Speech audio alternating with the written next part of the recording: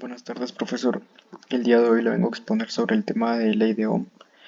Mi nombre es Daniel García de Corto Mecánica.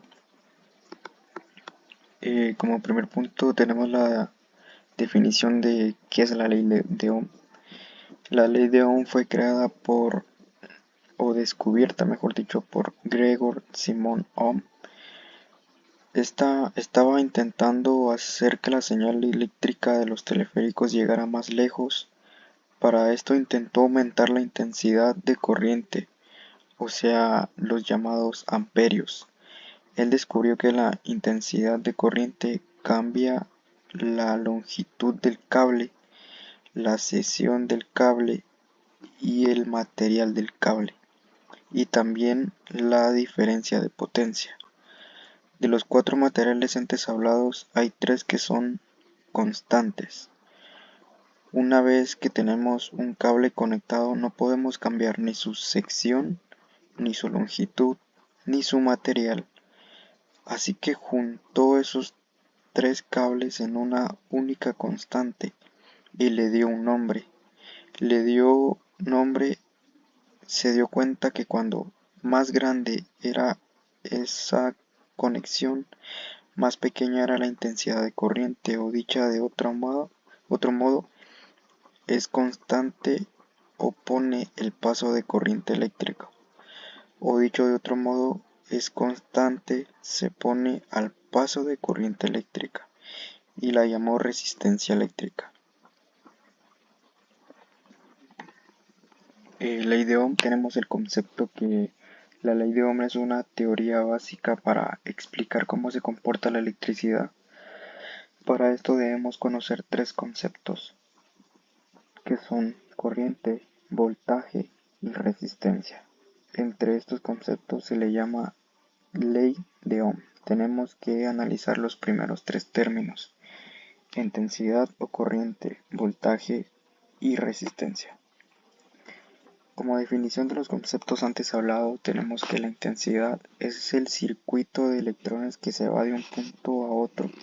Su unidad de medida son los amperios. Tenemos que el voltaje es la fuerza que deja a los electrones que puedan tener movimiento a través de un material conductor. Su unidad de medida son los voltios. Y tenemos que resistencia es la obstrucción que se le presenta a los electrones dentro de un conductor. Su unidad de medida son los ohmios. Dice que la ley de Ohm es la intensidad que circula por un conductor de electricidad. Es directamente suministrada por variación de voltaje paralela e inversamente a la resistencia. Su comportamiento es debido a que un circuito se puede saber desde antes de la fórmula en que se va a funcionar, antes de conectar, teniendo en cuenta la información de dos o tres de los elementos que se manejan. Las fórmulas para saber con anticipación cómo funciona un circuito al realizar. Tenemos un ejemplo acá de un circuito que en este caso aquí tenemos la batería. Esto sería el conductor y aquí tenemos la resistencia.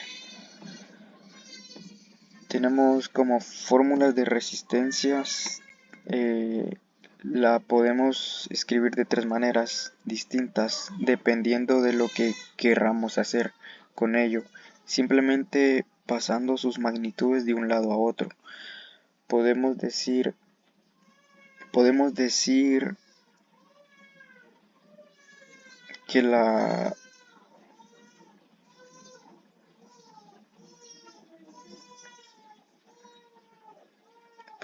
que la resistencia es igual a la tensión entre la corriente.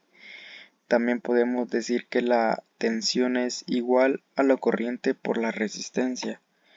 Y también podemos decir que la corriente es igual a la tensión entre la resistencia.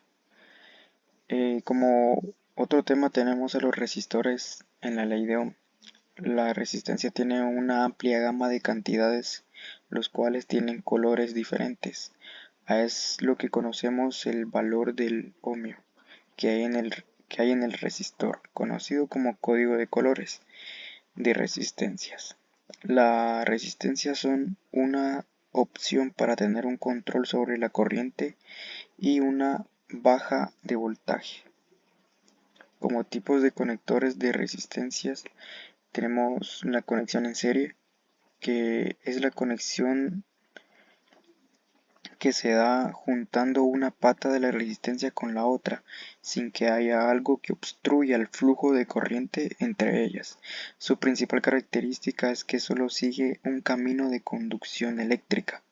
Aquí tenemos un ejemplo en donde tenemos un circuito en serie, ya que las resistencias están conectadas pata con pata. A esto le llamamos conexión en serie. Tengo otro ejemplo acá que sería conexión en paralelo, que dice que la conexión en paralelo se da cuando dos resistencias asumen sus patas entre sí, abriendo más camino para que la corriente llegue a tierra. Esto significa de que si aquí tengo una batería y el circuito eléctrico sigue corriendo, no va a tener la misma resistencia que un circuito en serie, que es la ley de Ohm.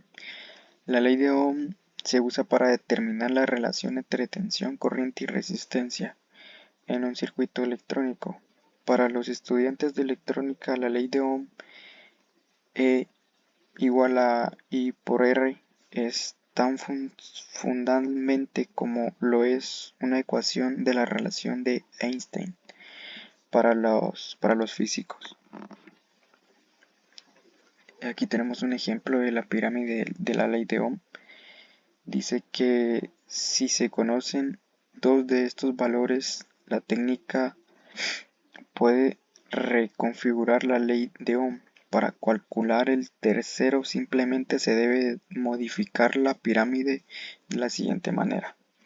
Aquí tenemos un ejemplo, esto fue lo que hablé hace un momento, en donde podíamos sustituir la resistencia por la corriente o la resistencia por la intensidad.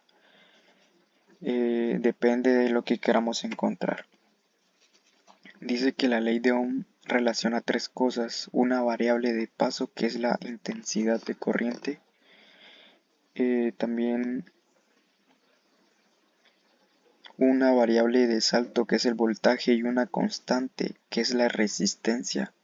Pues si tenemos dos de esas cosas, la ley de Ohm nos proporciona un método para calcular la tercera. Aquí tenemos un pequeño ejemplo sobre la ley de Ohm. Dice que si dice que tenemos una resistencia, que puede ser la resistencia que tiene un cable o la resistencia internacional de un bombillo o la resistencia de otro aparato electrónico.